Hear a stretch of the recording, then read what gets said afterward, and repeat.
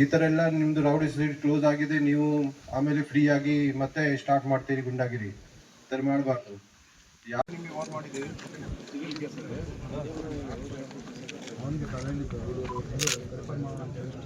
ನೋಡಪ್ಪ, ನಾವು ಪೂರ್ತಿ ರೆಡಿ ಇದೆ ನಿಮ್ಮದು. ನೀವು ಏನಾದರೂ ಮಾಡಿದೆ ನಿಮಗೆ ಸೀದಾ ಗಡಿ ಪಾಸ್ ಮಾಡ್ತೀವಿ.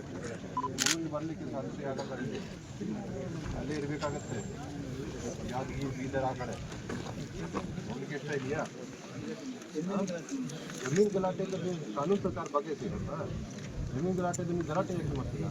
ನಿಮಗೆ ಯಾರು ತೊಂದರೆ ಕೊಡ್ತಾರೆ ನಮಗೆ ಹೇಳಿ, ನಾವು ಪೊಲೀಸಲ್ಲಿ ನಿಮಗೆ ರಚನೆ ಕೊಡ್ತೀವಿ. ತಂದು ಜಗಳ ಯಾಕೆ ಮಾಡ್ತೀರಾ?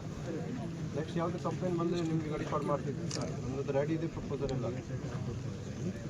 ಬಾಕಿ ನೀವೆಲ್ಲ ಕೂಡ ಏನು ಜಗಳ ಆಗಲ ಮಾಡಬಾರ್ದು, ಗಲಾಟೆ ಮಾಡಬಾರ್ದು.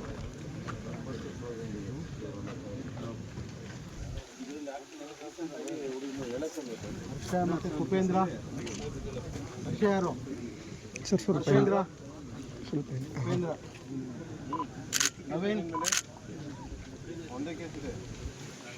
ಯಾವಾಗಿದೆ ನೆಕ್ಸ್ಟ್? ಸಂಪತ್ ಉಪೇಂದ್ರ ಇಲ್ಲಿ ಮುಂದೆ ನೆಕ್ಸ್ಟ್ ಡೇಟ್ ಯಾವಾಗಿದೆ? ಏನು ಸಮಸ್ಯೆ ಇದೆಯಾ?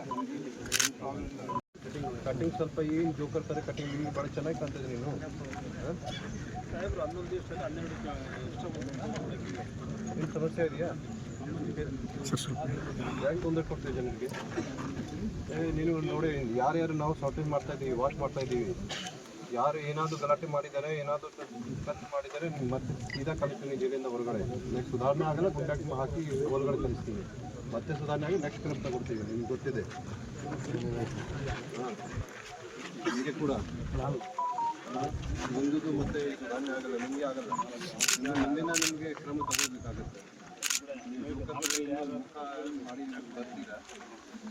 ಇವನು ಬೇಲ್ಗೆ ಹೋಗ್ತೀವಿ ನಾವು.